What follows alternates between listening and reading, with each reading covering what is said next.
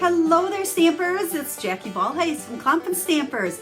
I have another fun project for you today that focuses on using designer series paper as the focal point of our card. I love using designer series papers, and I love giving you ideas that are really more about the format of the card. So you can use any papers and use the idea that I have to share with you.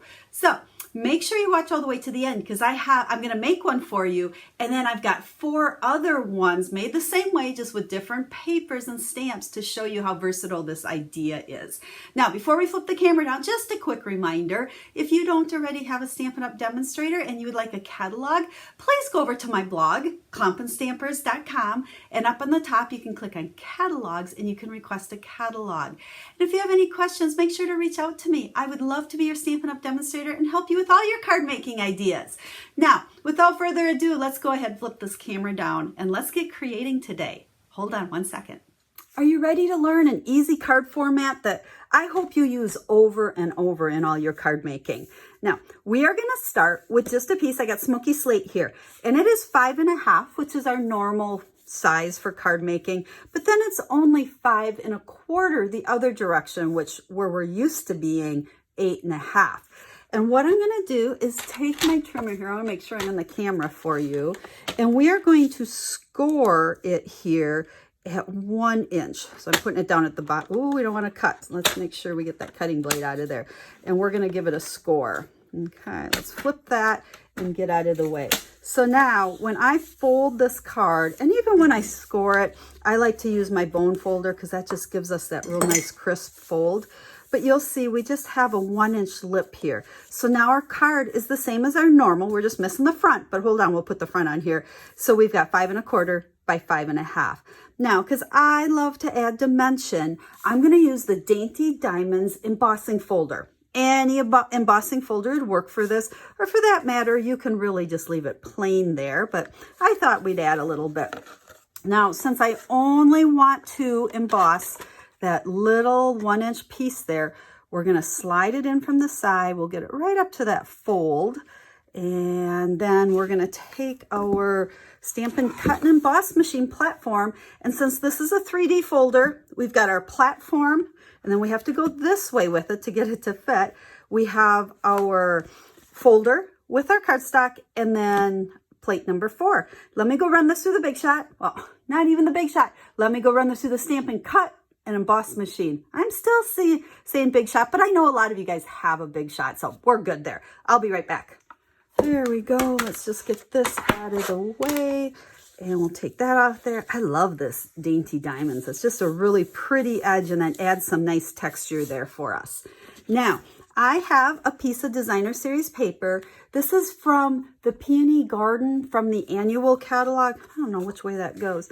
But we're going to actually put it in here, and this is going to become the front of our card.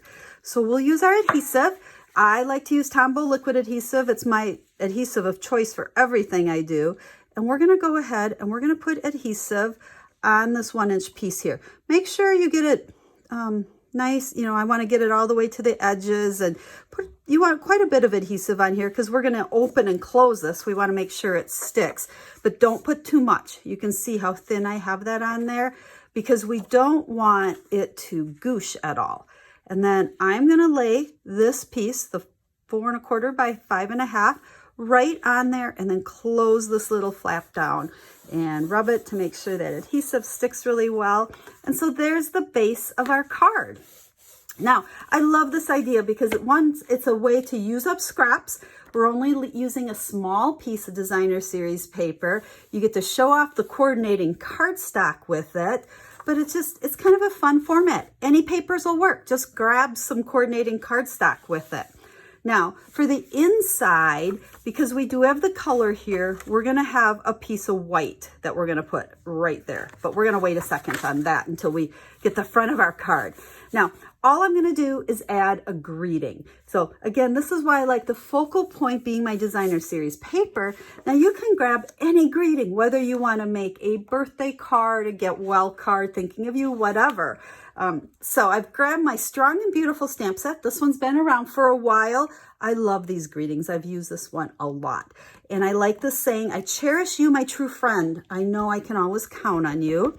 So we'll stamp it in smoky slate because I use smoky slate here. So this card's really got a really nice soft look to it.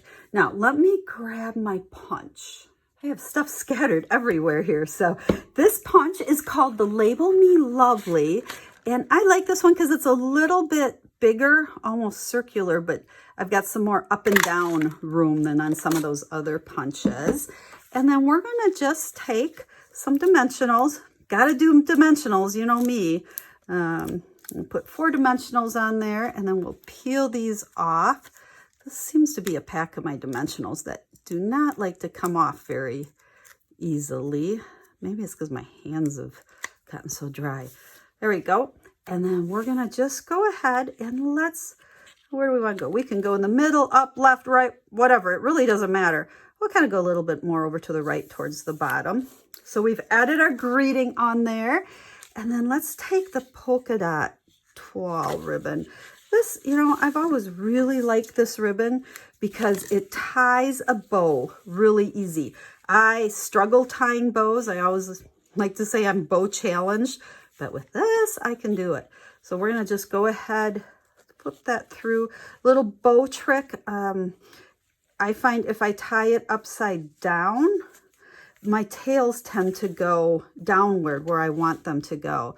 Now, since this is so thin, that's why it ties easy, and then it kind of crunches together. So I just usually play around with it a little bit here. Try to open up that loop. It got folded in half, and we want the nice loop there. There we go. And then we can just take these tails. The other thing, when you're tying bows, don't shortchange yourself. Don't cut your ribbon too short, because that's when I think people struggle with it as well. But isn't that pretty for the front of our card? And how simple is that? Now, what I'm going to do is go ahead and take my, you know what? I used my scrap that I had pre-cut for the inside for my punch. So let me go grab another one. Okay, here is our white for the inside. And then I just grabbed another piece from our stamp set. Thank you for always being there for me. And I'm going to go ahead and stamp that on the inside. Now, if you wanted to, you certainly could stamp, like if you had the coordinating stamp set, you could stamp that or any floral design or really whatever you want. But we're going to just keep this simple with just that greeting, because really the whole idea here is to show you how you can use all that pretty designer series paper that I know you have. And sometimes we just don't know what to do with it. So grab a piece, add a greeting. It's that simple. So there's that card. Now let me show you the other ones that I've already made. So you can see here I used the Heartwarming Hugs designer series paper. Now the other nice thing, and this one, we got that nice soft pink on the inside, but with all these papers, it's so fun to see the back sides of the papers too. By doing this idea, we're number one, using less cardstock, but we're also showing off both layers. Just add a greeting. Again, I love the idea because any greeting will do. Here, that one I did not do the edge with an embossing folder. Here I did that Dainty Diamonds again. Added a greeting with our layering circle die. So we got the little bit of a scalp behind it. And then this just makes a fun, easy Christmas card. Now, I love the Feels Like Frost designer series paper. Set this here in case you haven't really seen this paper. Each side has the silver on one side, but then also these very realistic, I think they were actually photographs of the gorgeous scenes. And sometimes it's so hard to chop up that paper because it's really, again, all about the paper and that pretty picture. So it works perfect with this layout idea. And I love that when you open it, you have that nice soft embossed silver on the inside. Makes a Christmas card. Again, just coordinated my cardstock and my, both pieces of cardstock along with my ink to go with the colors in the paper. So there you go. There are 5 completely different cards, all made using this exact same idea. 5.5 by 5 1/4 for our main part of our card base. And then we just add that 4 1/4 by 5 1/2 piece of designer series paper to create the front of the card. Add any greeting at all. All of these are so versatile that you could put any greeting on them. So that was the whole idea, is to show you a card layout that'll work with anything that you have.